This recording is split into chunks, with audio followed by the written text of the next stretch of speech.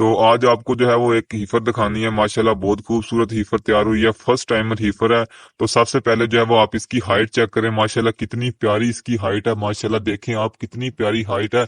उसके बाद जो है वो आप इसका अड्डर चेक करें। नो डाउट अड्डर को जो है वो बल है, अड्डर एडीमा का केस भी है, लेकिन आप जो है वो इसकी हाइट चेक करें, उसके बाद इसके अड्डर की जो है वो क्वालिटी चेक करें। माश पहले भी जो है वो आप लोगों को बताते रहते हैं कि आपने जो है वो क्लोजअप में, यानी कि जब आपके जानवर को बच्चा देने में 1 मंथ रह जाए तो आपने कौन सी डाइट देनी है। आज फिर हम आपको बता देते हैं कि आपने कौन सी डाइट देनी है। और उससे भी एक अहम बात जो कि हम आपको लाजमी बताएंगे कि आपने जो इस तरह की जो हीफर हमारी तैयार हुई है, आपने कैसे अपनी हीफर की इतनी हाइट अचीव करनी है। और इसके अलावा ये भी बताएंगे कि जैसी हमारी हीफर की हाइट हुई है, आपने अपनी हीफर जो फर्स्ट टाइमर होगी उसकी हाइट इतनी किस तरह जो है वो अचीव करनी है। ये सारा हम आपके साथ जो है वो डिस्कस करेंगे। तो एक अच्छी क्वालिटी का एनिमल जो है वो प्रोड्यूस करने के लिए आपने जैसे ही अपना बच्चे की पैदाइश होती है तो उसे जो है वो आपने कोलोस्ट्रम पिलाना होता है। उसके बाद प्रॉपर जो है वो आपने जो है वो उसे एक मकदार के साथ जो है वो दूध पिलाना होता है। इसके बाद आपने कास्ट स्टार्टर का इस्तेमाल करना होता है। हमने जो है वो इसे प्रॉपर दूध पिलाया, उसके बाद कास्ट स्टार्टर का हमने एक फार्मूला डिजाइन करके इसको जो है वो कास्ट स्टार्टर खिलाया। उसके बाद हम जो है वो इसकी जब वीनिंग की तो इसका जो वेट था वो 95 kg था। ठीक है, उसके बाद जब हमने इसको सीमा रखा तो हमने इसकी हाइट और वेट को देखते हुए जो है वो इसे सीमा रखा। और माशाल्लाह देखें अब इसकी हाइट कितनी है। कभी भी जो है वो आपने नहीं देखा होगा कि किसी भी हीफर की जो है वो इतनी ज्यादा हाइट हो। माशाल्लाह देखें आप। तो अगर आपके पास अच्छी हाइट की और उसके बाद इसका जो है वो बॉडी डेप्थ आप चेक करें, इस तरह के एनिमल होंगे तो इन्हीं एनिमल के हाथों में जो है वो आपका फार्म का जो है मुस्तकबिल होता है। यही आपके फार्म के जो है वो असासी होते हैं जो कि आपको जो है वो बाद में एक अच्छा मिल्क प्रोड्यूस करके देते हैं। इसके साथ साथ इसको जो है वो अडर एडिमा भी है। अडर एडिमा पे जो है वो हम अलहदा वीडियो बना चुके हैं। ठीक है, अगर आपके जानवर को अडर एडिमा हो तो आपने कौन सा ट्रीटमेंट करना है। तो ये कोई घबराने वाली बात नहीं है। जो फर्स्ट टाइमर जो हिफर होती है इनमें मोस्टली जो है वो अडर एडिमा का केसेस आ जाते हैं। इसको हमने जो है वो सेक्स सीमन के साथ जो है वो प्रेग्नेंट किया हुआ है। और एक और बात बता दूं कि अगर आप लोगों के पास जो है वो आपकी जेब इजाजत नहीं देती कि आप जो है वो अपने जानवरों को ग्लाइकोलिन, बाईपास फैट या फिर जो है वो डी कैट खिला सकें, तो फिर आपने जो है वो सिंपल वंडा ही देना है अपने जानवरों को। लेकिन वंडा आपने इस तरह डिजाइन करना है कि उसमें जो है वो जो प्रोटीन है उसका तनासब 14% हो और एनर्जी का जो तनासब है वो ज्यादा हो। अगर आप भी अपने जानवरों का ऐसा हैवाना बनाना चाहते हैं, ठीक है, तो आप हमसे रब्ता कर सकते हैं। हम फ्री ऑफ कॉस्ट आपको फॉर्मेशन करके देंगे। असल में जो इसका अडर एडिमा का केस है वो इस तरह था कि जो साथ में आप देख सकते हैं कि हमने हीफर रखी हुई है, तो हमने हीफर के आगे नमक रखा हुआ था। तो ये फिर जो है ऐसा हुआ कि जो बॉर्डर लाइन में आपको जो राड नजर आ रहे होंगे उसके पास नमक आ गया। तो इसका जो है जिस तरह कहते हैं कि दाल लग गया, तो इसका दाल लग गया, ये नमक को जो है वो चाटती रही है। इसलिए जो है वो हमने ये बात नोट किया कि इसलिए इसको जो है वो अडर एडीमा हुआ है।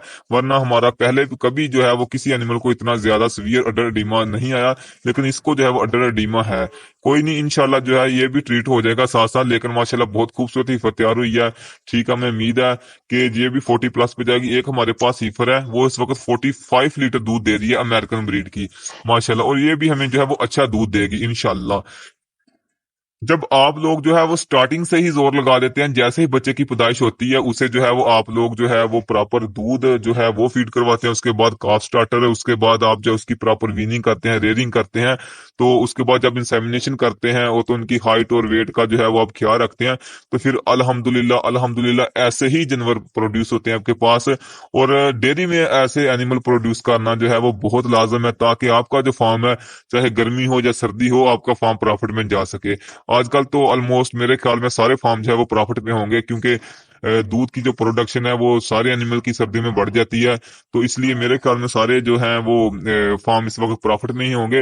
वो फार्म जो है वो नुकसान उठाते हैं जिनके पास जो है वो प्रॉपर रिप्रोडक्शन यानी कि ब्रीडिंग प्रोटोकॉल्स नहीं होते, यानी कि उनके एनिमल प्रेग्नेंट नहीं खड़े होते। हमारा इस वक्त जो है वो 45% हर्ड जो है वो प्रेग्नेंट है। और हमने अगले जो मतलब हमने सूबे के लिए जो जिन एनिमल को सीमा रखने हैं उनमें से हमने जो है वो 10 हीफर को इंसेमिनेट भी कर लिया और माशाल्लाह वो प्रेग्नेंट भी निकल आई हैं।